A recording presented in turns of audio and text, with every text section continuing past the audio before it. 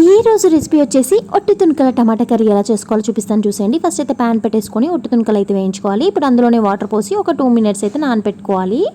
ఇప్పుడు అదే ప్యాన్ మంచిగా వాష్ చేసుకొని 3 tablespoon ఆయిల్ వేసుకొని కొంచెం పోపు గింజలు, 2 పెద్ద సైజ్ ఉల్లిగడ్డలు, అలాగే 2 పచ్చిమిర్చి వేసుకొని వేయించుకోవాలి. ఇప్పుడు నీళ్ళలో నానబెట్టిన ఒట్టి తునకల్ని కొంచెం లైట్గా దంచింది మా అత్తయ్య అయితే. సో ఇది ఒక టిప్ అనమాట. అలా దంచితే మనకి ముక్క అనేది తొందరగా ఉడుకుతుంది. అలా ఇష్టం లేని వాళ్ళు సేమ్ ముక్కల్ని అలాగే వేసుకోండి.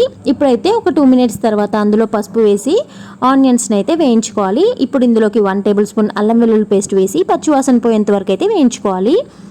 ఇప్పుడు మనము నానబెట్టిన ఒట్టి తునకలను అయితే వేసుకొని కలిపేసుకొని లైట్గా వాటర్ అయితే యాడ్ చేసుకొని మీడియం ఫ్లేమ్లో మూత పెట్టుకొని ఒక 3 నుంచి 4 నిమిషాలు అయితే ఉడికించుకోవాలండి.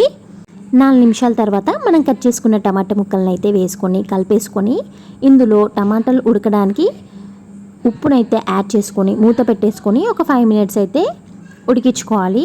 సో 5 minutes తర్వాత మనకైతే టమాటాలన్నీ మెత్తగా అయిపోతాయి అన్నమాట.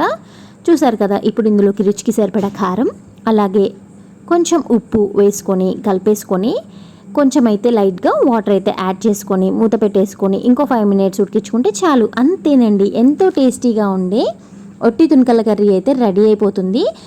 మటన్ని ఇలా ఎండపెట్టుకోవడం వల్ల మనం ఎప్పుడు కావాలంటే అప్పుడు కూరగాయలు లేనప్పుడు అయితే వండుకోవచ్చు హ్యాపీగా. సో 5 minutes తర్వాత లాస్ట్లో కొంచెం ధనియాల పొడి, కొత్తిమీర వేసుకొని స్టవ్ ఆఫ్ చేసుకోవడమే. టేస్ట్ అయితే అదిరిపోయింది. సో మీరు కూడా ట్రై చేయండి. ఎలా ఉందో కమెంట్ చేయండి. నెక్స్ట్ వీడియోలో మళ్ళీ కలుద్దాం. Bye bye.